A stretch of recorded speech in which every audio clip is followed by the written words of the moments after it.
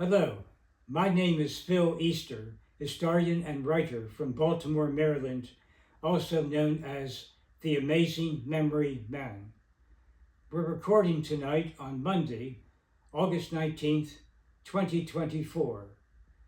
This is story number 60 on my YouTube channel, which is Phil Easter, the Amazing Memory Man. I'm very happy now to have as many as 60 stories on a great variety of subjects to share with all people. We started my YouTube channel in December 2021, so in less than 3 years, as of tonight, we're now doing story number 60.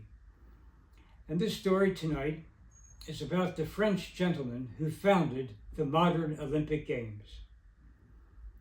Pierre de Coubertin was born in Paris on January 1st, 1863. Born on New Year's Day. And just for a moment, I think it's interesting to point out that that was the same day that in the United States a major event occurred during the Civil War when President Abraham Lincoln issued his Emancipation Proclamation on that very same day, New Year's Day, January 1st, 1863, which freed many black people from slavery in the Confederate States that were in rebellion to the Union, but not in the 4 Union states that also had slavery: Maryland, Delaware, Kentucky, and Missouri. Their freedom came later, after the Civil War, technically by the 13th Amendment to the Constitution. But at least many black people were freed technically on that New Year's Day, 1863, with the Emancipation Proclamation, the same day that Pierre de Coubertin was born in Paris, France. He was a young man who went to universities, very well educated, and at the Sorbonne in Paris in 1892, he put forward an idea of the revival of the modern Olympics. He was very interested in physical education as well as academia. He thought it was very good for people to exercise, and he was involved already with certain sports clubs in France. And so in 1892, at the Sorbonne, he put forward an essay he spoke that day called The Olympic Renaissance, his idea to revive the games of ancient Greece, but this time to be played by people from many different countries. In ancient Greece, the Olympics, of course, were just for Greek men for hundreds of years, and then when the Romans conquered Greece in the 1st century BC, and then Romans and Greeks for the next several hundred years, until the games were ended by a Roman emperor in the year 394 AD, after almost 1,500 years of having the Olympics every 4 years. So 2 years after that, in 1892, another meeting of sports officials was held at the Sorbonne in 1894, and the International Olympic Committee was founded. Pierre de Coubertin was the main force behind that, of course, as the founder. However, the first president of the committee was a Greek gentleman, Demetrius, because they decided that the first modern games would be in Athens in 1896, the first modern Olympics. So a Greek gentleman was given the honor of being the first president for 4 years, 1894 to 1898. But de Coubertin was still the main force behind the Olympics. He was called the Secretary General. And then the Athens Games in 1896 were fairly successful, drawing hundreds of athletes from 13 countries, including a number of Americans, such as Robert Garrett from Baltimore, who became the first person to ever win 2 medals in the Olympic Games. He won gold medals in both the discus and shot put on consecutive days, April 6th and 7th, 1896. The marathon race was invented to commemorate an event in ancient Greece that took place in 490 BC. After the Battle of Marathon, the Greek general asked a runner to run back to Athens to bring news of the Greek victory over the Persians. And so he ran about 24 to 25 miles, and upon arrival he shouted, "Rejoice, we conquer," and then he died. probably from a heart attack or the stress of having fought the battle that day, plus the long run. So the marathon in the first modern Olympics commemorates that event and has been held in every Summer Games ever since. And of course, marathon running has become very popular. Many major cities have marathon races every year. And the first annual marathon in tradition in any city was in Boston, just 1 year after Athens, 1896. In 1897, the Boston Marathon began and has been held every year except 2020, the year of the pandemic. So many other events took place in Athens, 1896, and boxing, wrestling, tennis, and swimming competitions too. So by and large, Pierre de Coubertin was very happy with the first modern games. And also, it sort of served as a honeymoon for him because he and his wife were married just a short time before, and his wife Marie, and they went to Athens at those first modern games. So at the age of 33, his dream came true. The second modern Olympics were in Paris, the city of his birth, in 1900. And then in 1904, the games were in St. Louis, 1908 in London, 1912, Stockholm, Sweden.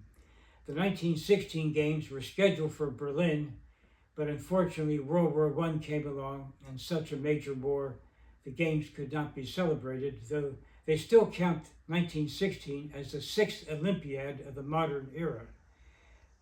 The first Olympiad, 1896, so every Olympiad, you add 4 years to ever since then for the Olympiad, the proper number. For example, the recent Paris Olympics this year, 2024, were the 33rd Olympiad of the modern era. There have been 33 4-year periods since 1896. So if you just remember 1896 as your reference point, and then you can count every 4 years to know the number of Olympiads that have occurred. 1920 games were in Antwerp, Belgium, the first post-war Olympics, and that's where the Olympic flag came about with the 5 rings, the 5 Olympic rings on a white background, the different colored rings on a white background, and that flag was first used in Antwerp in 1896. In the meantime, Pierre de Coubertin became the second president of the committee officially in 1898. So I know, again, it does sound funny that the founder of the games was only the second president, not the first, but as I explained earlier, that Greek gentleman was allowed to be president for just 4 years. So Pierre de Coubertin was president of the committee from 1898 through 1925, 27 years. And the last Olympics that he was the president of the committee was the second time Paris had the Olympics in 1924. About a month ago, I did a story about the 1924 Olympics. And also earlier this year, I did another story about the 2 runners, Harold Abrahams and Eric Little, the 2 runners whose story was featured in the 1981 Academy Award-winning film, Chariots of Fire. So that was the Olympics where Pierre de Coubertin was president for the last time. He must have been very happy to have Paris become the first city to have the Olympics twice. And I'm sure if he was still living today, he'd be very proud that this recent Olympics in Paris was one of the best ever. And at some future time, I'm going to do a story about the 2024 Paris Olympics. I really enjoyed watching it on TV very much. As I've mentioned before on my YouTube stories, I attended 2 of the great Olympics of the 1970s, Munich 1972 and Montreal in 1976. So it's a little unfair comparison, the emotion I have of having gone to the Olympics in person and the memory of those great athletes to see in person. But I can tell you, of any Olympics I've watched on TV since 1968 and all the others through Paris 2024, I think I actually enjoyed this recent Paris Olympics the most of all. It was very well organized and so many great stories of different athletes from many countries. I will share that at a future time. Pierre de Coubertin lived much of his life in Geneva, Switzerland, and there he died on September 2nd, 1937. He was 74 years old. His wife, Marie, lived a very long life. She lived all the way to 1963 and died at the age of 101.